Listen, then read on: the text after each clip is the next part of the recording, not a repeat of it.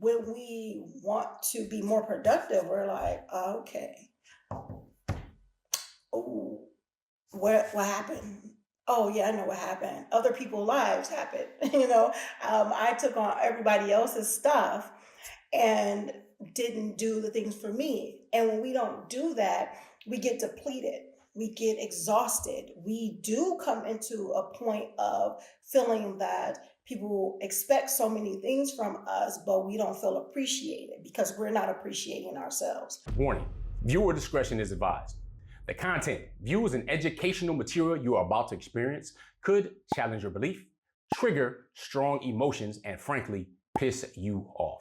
This isn't for everyone. If you're not ready to confront new ideas, or if your feelings bruise easily, this might be the time to click away. Expect to be challenged, to think, and you might even want to scream at the screen. Proceed with caution, and remember, you chose to be here. Let's get it. Assalamu alaikum. Peace is your coach, Coach Nyla, one of the co-founders of Outstanding Personal Relationships, as well as co-author of the book, Let's Talk Polygyny Uncensored. Yeah, in this video, we're going to talk about wife, get a life, because there are many times we will find ourselves losing our identity as wives when we get married, whether it's in monogamy or whether it's in polygyny. A lot of times we are allowing our existence and our lives to surround our husbands. And if we have children, our children as well. And then we look up and say, what the heck happened? Who am I? We look in the mirror and say, what have I done for me? So this video is to pretty much tell you, as well as reminding myself, wife, get a life. So how do you do that? This is not saying not to care for your family. This is not to say drop everything and be like, look, I'm out, care for yourself. I'm going to do my thing. And I've been caring for you long enough. Bye-bye. No, that's not what I'm saying. What I'm saying is that we must have our own identity. We've had our own identity before we became wives. We've had our own identity before we became mothers. We've had our own identity before we became friends of friends that we have. So when it comes down to it, we have to tap back into that identity, or we have to revamp that identity, because there may be things that we used to do that we don't do anymore, and we're okay with not doing them anymore. But there may be some things that we may want to do that's new, or we want to try something new, or we want to grow more than what we have already. So we have to understand that we have to take that time out. How do we take that time out? First off, we want to create a schedule, because the thing is, and I've heard this from countless mentors of mine that says, if you do not put it on a schedule, then it's not a thing. It's not going to happen. And I've known from time and time again that that's so true.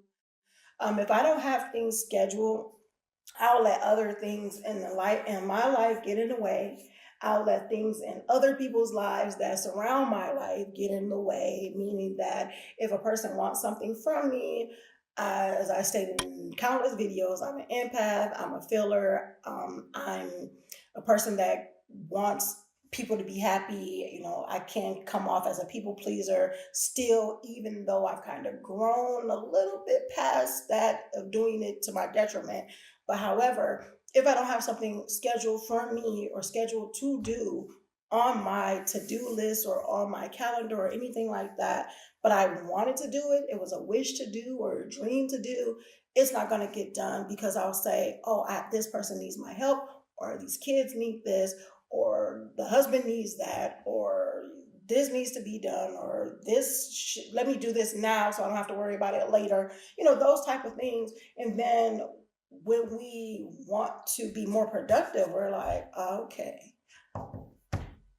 oh, what happened?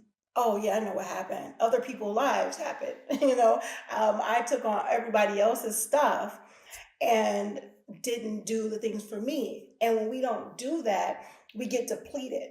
We get exhausted. We do come into a point of feeling that people expect so many things from us, but we don't feel appreciated because we're not appreciating ourselves. I stated in a video before, the more we give, the more we get. So if we give positive, we're going to get positive. If we give negative, we're going to give negative. If we give so much of ourselves that we're not giving ourselves anything back, we're going to be depleted, period. We can't expect people to treat us the way we should be treating ourselves. That's what I'm going to say. We shouldn't expect other people to do it. Now, if someone does it, we can appreciate that, and we should appreciate it. However, if we're not treating ourselves a particular way, we shouldn't expect others to treat us the way we should be treating ourselves if we're not doing it, if that made any sense. So, wife, how do you have a life? Make sure you are taking some time out for you, writing down the things that you want to do. Write out your goals, write out your aspirations, write out some hobbies that you want to do or get back to doing if you stop doing them. And look at your calendar and schedule these things out. Me, myself, there are certain things that I want to do that I haven't done in a long time. There are certain things that I want to pick up on that I have not ever done, but I've been wanting to do. It's some things I want to do good. So, but one of the things is like play the guitar. Like I wanted to learn how to do that ever since like I was younger, just because it's just my mom used to just sing to us a lot, and it's something about the sound of like strumming a guitar. Just you can sing anything to a guitar. Anyway, whatever.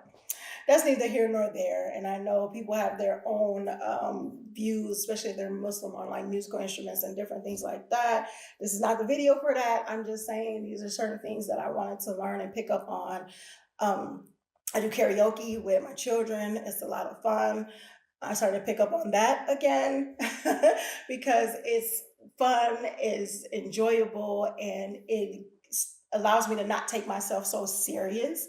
So find some things that you want to do and schedule those things out. My thing was that I wasn't scheduling out time for me. And I'm not just talking about a nice soak in a tub or a time out at Starbucks or anything like that, but I mean like learning new things. If you scheduling things out like baking, for the family, doing something like that, having a hobby of learning calligraphy if you haven't done that and something you want to do, or painting and things. I was looking around my home, and my daughter she draws very well. My bonus daughter is a beautiful artist. My co-wife is an amazing artist. My son is amazing at art as well as photography. And I said, instead of going out buying these different things, how about, I get these things for my family, have their artwork in. If you guys could possibly see behind me, I'm not totally sure if you can see, but inside a couple of my cases, I have artwork from my co-wife. And looking at different art made me want to do art. Actually, I was into Bob Ross like a long time ago and just wanted to learn how to paint. So those are things that I'm putting on my schedule now, meaning that for business, and if you are running a business, you can put that on your schedule. Like for business, I'm doing this. I'm making sure that's on your schedule. For my hobby, this is what I'm doing. I'm learning how to do different types of dances. I'm learning how to write calligraphy. I'm learning more of my deen, meaning I'm learning how to read Arabic, learning how to write Arabic, learning how to speak Arabic, and I'm memorizing the surahs from the Quran. So it's all these things, but you hear it's like it's rattling off this and that and the other. However, how do you keep that all together, and how do you keep it consistent? You keep it in a schedule. You write it out, what you want to do, and you schedule it out. Make sure you're scheduling it out. And make sure you schedule also that time for your spouse, your time for your children, that family time. Put it on a schedule. But make sure, even though you are scheduling that time for your family, make sure you're scheduling that time for you, and make sure you be the wife for the life, and not just the life that surrounds her family, but a life outside of that too, so she can enrich her family with the new things that she's learning and the beauty that she is instilling in herself. So hope you guys got some great information from this video. If you guys want more information on amazing relationships and how to develop great relationships as well in your marriage, whether you're practicing polygyny or monogamy, and how to really immerse yourself in self-care, make sure you visit us at outstandingpersonalrelationships.com to check out our programs that dig deep into those topics. And until next time, I look forward to seeing you in the next video, and make sure you are growing intentionally, loving fearlessly, and connecting on a higher level every single day. Coach Nyla, looking forward to seeing you again and signing off. Assalamu alaikum. Peace.